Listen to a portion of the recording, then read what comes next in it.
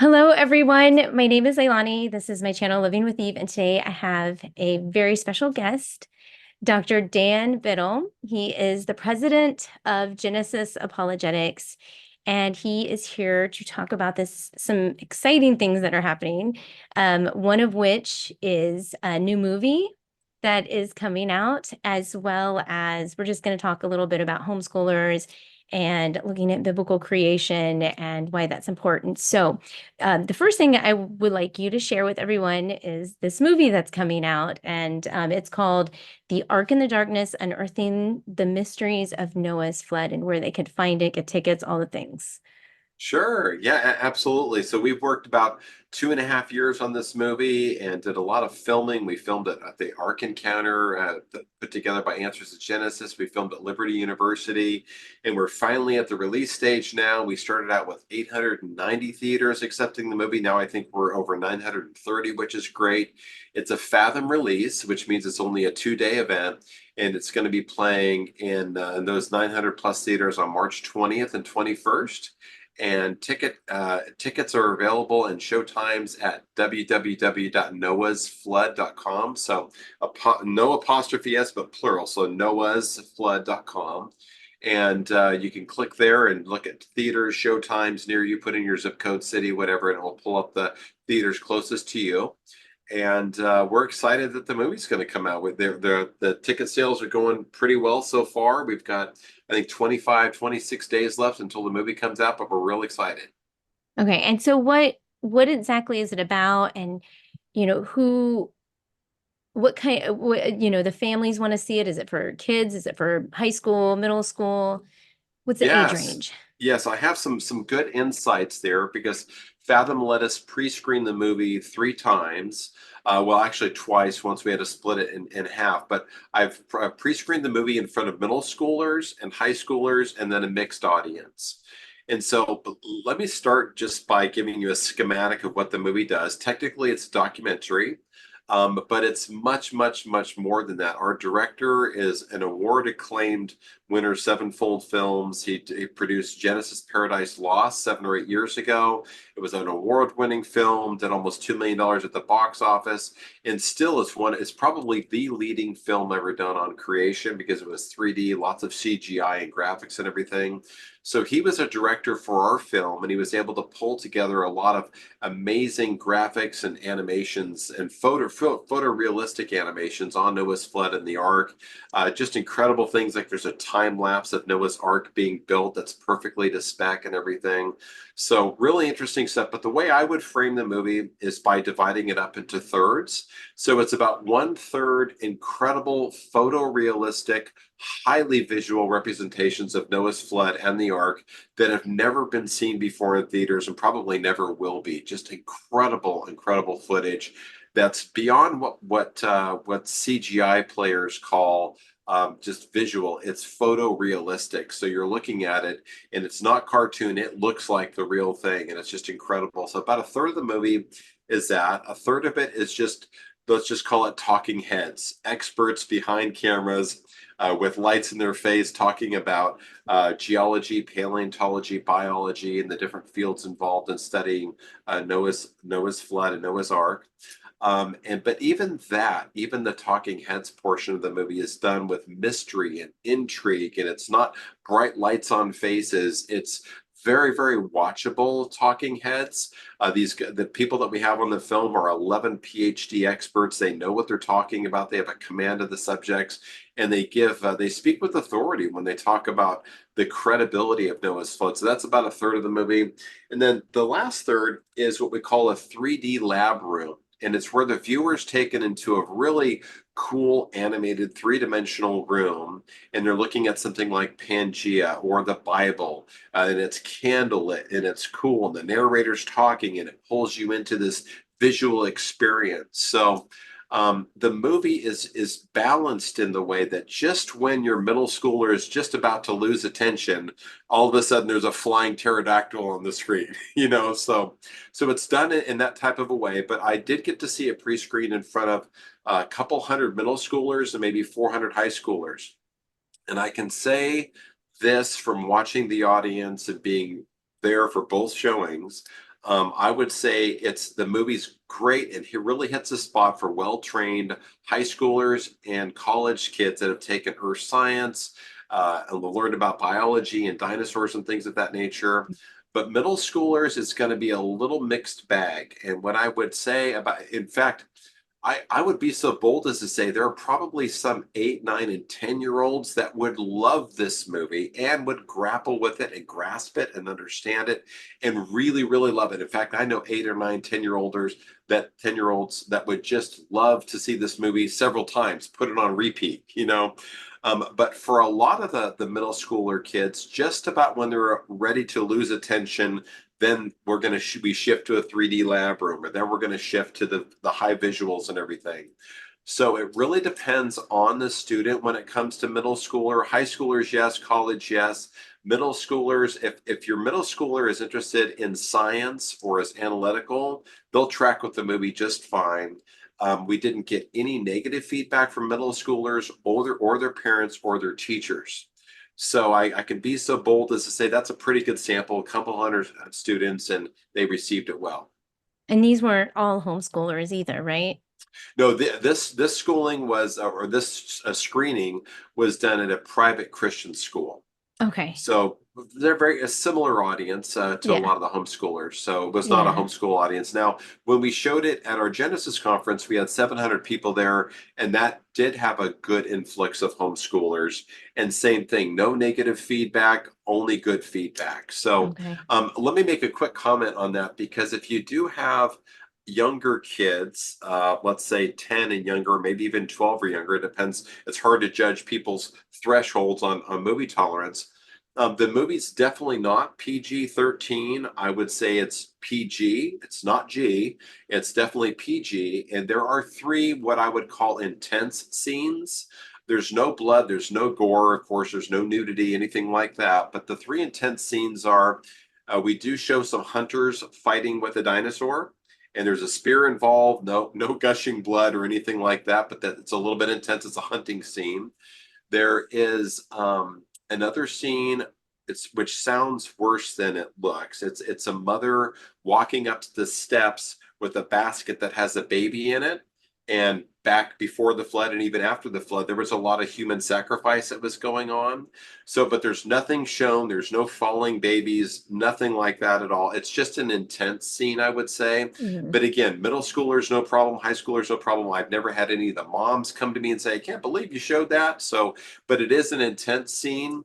And then let me see, there is one other. Oh yeah, we have a gladiator scene where there's a skull in the forefront and there's 2 guys blurred out in the background that appear to be fighting. But again, no blood, no gore. You can just tell that it's a gladiator scene and there's 2 combatants going at it, but no blood, no gore. They're blurred out. Okay. So I just want to be real with that stuff as the executive producer of the film. Personally, I wouldn't mind taking, let me put it this way. If I had a 10-year-old who was really interested in science, I'd take them no problem. But the rest of my family, I'd probably wait until they were 11 or 12 to go see it. So, Okay. And I'm going to put in the description box below all the where you can get the tickets, where all that information, which is the noahsflood.com and then the dates. Was right. there any other information to share with my audience on where to find this where to find the movie?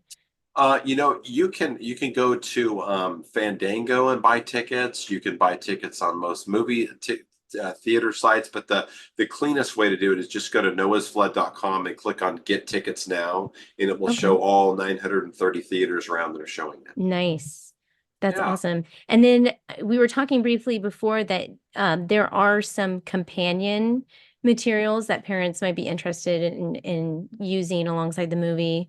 Yes, I would say our books are probably for middle schooler and up. We have 2 different companion books that go along with the movie. One is a full color book that we do charge for. I think our cost is like $8, and I think we sell it for more than that, but it's available on our website. Just genesisapologetics.com is where you can buy that book.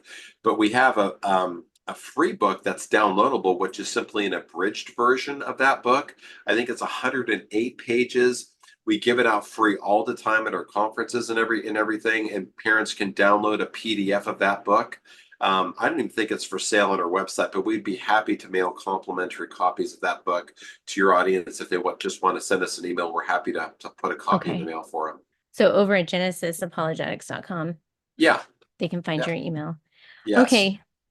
Okay, awesome. So excited about the movie, but what I wanted to ask you, a lot of my homeschool families that are new, there's a lot of pressure from the public school system and also them being public schooled themselves or government schooled, whatever you want to refer to it as. Um, Evolution has been pretty much shoved down our throats. And why would it be important for a family that's Christian? And why would it be important for them to seek out biblical young earth curriculum and resources and teach it to their kids? Why can't they just get like a neutral science curriculum and just say, we're doing the labs, we're blowing things up, throwing eggs? Why is it important for them to actually have that? So, Yeah, an important question. I'm super passionate about this topic because I've got 4 kids, and right now they're all following the Lord. They're doing great in life in many respects. Didn't have to turn out that way, but it did. Thank the Lord, it did.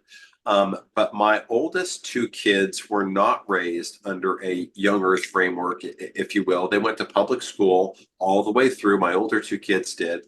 And when they hit junior high in the state of California, they are, I'm going to use the word bombarded because it is, as you mentioned, they were heavily taught evolution in public school in the state of California. In fact, after studying it later, I've learned that it's 250 pages of evolution teaching that's required course curriculum. And they also have to teach 50 classroom hours of evolution teaching before they'll graduate high school. And most Christian kids are given what, a couple hours of creation teaching, in junior high, and maybe once a year at the church that they go to. So very, very thin. But California really does teach evolution intensely. So when my kids were going through junior high and high school, my 2 older kids in public school, they would pepper me with questions. Dad, what about Lucy? What about Neanderthals? What about Ardipithecus? What about saber-toothed cats? What about woolly mammoths? How do all these things fit? And when they were going through public school, I had not yet converted to a creationist. I had been through seminary. I have a PhD in the behavioral sciences. I love science. But I would have to answer out of 2 sides of my mouth. Well, I would say, well, honey, if Earth is old, here's the answer about Ardipithecus and early humans and ancestors and saber-toothed cats. But if Earth is young, then here's a different answer for you. So I was answering their questions out of 2 sides of my mouth because I wanted to be the prestigiously fair dad that didn't want to take sides and, hey kids, it could be this, could be that. The Bible's subject to interpretation. And I did that for years. And what I noticed it did to my kids is raise them with instability. Because my gosh, if dad doesn't know and then the Bible's really not clear, then my anchoring is untethered. I'm untethered now because my dad doesn't know about Earth history. And if the Bible doesn't talk about Earth history in a way that's certain and clear, then my anchoring is going to start getting pulled up from the bottom and I'm going to start floating around with the world's ideas. Then about 12 years ago, without getting into the long story, I converted in a big way to become a creationist after looking at dinosaurs and paleontology and flood geology. I flew up to Canada, I flew to Montana. I became overwhelmingly convinced that Earth is young. Dinosaur soft tissues were really convincing to me and the extent of the fossil record. And I fully converted to become a creationist. So then when I raised my younger 2 kids, I was convicted personally. I know this is controversial, but I was convicted to pull them out of public school, put them into private Christian school, and to raise them under the clear authority of Scripture. And now this time, when my younger 2 kids were asking me questions, Dad, what about Neanderthals or ape man or Cro-Magnon man? I was answering with one solid stream of input. Well, honey, Earth is young. The Genesis genealogy is mapped back to an Earth that's just thousands of years old. And here's your answer, and it's only one answer. And I'm very decided in it, and I'm very, very content in these beliefs. Now, God gave me the chance to go back to my older 2 kids and re-educate them with that young earth framework. But gosh, did it make a difference in how I raised my family. My kids are anchored and tethered now because not only do I believe they believe the creationist worldview, but they have parents who will look them straight in the face and say, yep, you can trust God's word. It's got the true narrative of earth history and the world does not. because you walk in a museum, you have to choose. They're talking about millions of years or of goo to zoo to the you, me and you type of evolution. And the Bible's got a clearly different narrative of a recent earth that God created with plans and intentionality and purpose that leads to us being here to take dominion and spread over the earth. So two totally different stories. So I think it's a very important thing for parents to consider. Yeah, and you mentioned museums, and I know that you have a project that you're working on right now, if Yes, you're comfortable sharing. of course, it's a brand new project. So we've been working with the International Association for Creation for several years now. We have seven pilot cities that we're working on to install creation tours, or Christian tours. So, like Los Angeles, San Francisco, Denver, a lot of these cities have got huge natural history museums, the Smithsonian in Washington, D.C., and of course, they're all based on evolution. But we have dozens of tour guides that we're working with that will give faith-based tours inside of these museums. Some of them do it for free, some of them charge for it, but we're going to be developing a museum guide that parents can take along with a Christian tour guide or themselves, just with the parents and the kids, and go through with this workbook into a secular museum and using the same museum displays, see them through a biblical lens. So we're really excited about that. Our vice president is developing the curriculum now. He's going to do a fantastic job. He trains thousands of kids every year in person. So he really knows how to hit it. We're going to have a K to 2, 3 to 5, and then a 5 to 8, 5th to 8th grade materials developed. And it will probably be picked up and sold by larger, Christian retailers and everything too. But it's an exciting project we're working on. Yeah, I think that's needed too, because actually it's funny because we went to Kentucky not too long ago, a couple months ago, and we went to the Ark, but we went to Mammoth Cave. That was kind of like our hub. And it's been so long that I have been out of the public school. I didn't realize how much they teach about evolution. And my kids, like, because my kids are into this too, because I'm into it. We had jokes. We were joking about how every other word out of his mouth was like millions of years or evolved from. And I just like, I was nauseous. I was sick to my stomach sitting through some of these tours because it was really pretty, like seeing all the stuff in the caves. But then he just gave such bad information. Going to the Ark was just a relief, but not everybody can do that. So it's so nice that you have that opportunity. I know what you're talking about. The last tour that I had that was in a cave was in Mount Lassen near Shasta, and the caverns and caves there. And it just has the secular tour guide was talking about the stalactites and stalagmites that were going down. He says, "Yeah, they grow over millions of years," and I'm just like sitting there going, "Does anyone else not see the handrails?" There's handrails right inside the caves that have 6-inch long stalactites formed from them. I'm like, these things don't Mhm. take millions of years to form. They're right in front of my face. It's like, what are you saying? So yeah, it's but there's a spiritual element to why people teach from that orientation, and it's not their fault. They're not trying to lie or whatever. It's just the world's narrative. So, but the Bible Mhm. has a much different narrative. Yeah, that makes Yeah, sense. So this is good. I'm gonna be praying a lot for this, and I'm sure I'm gonna right. grab a hold of it because I teach science at the co-op. So I mean, we're gonna do field trips. Great. Okay, That's so good. I think that's about it. I have all of your information, and thank you so much for sitting Yes, you're down and welcome. We're telling me so about this. happy. We've only got a couple weeks left before the movie's going to go out. There's thousands of tickets sold so far, but we're hoping for lots more.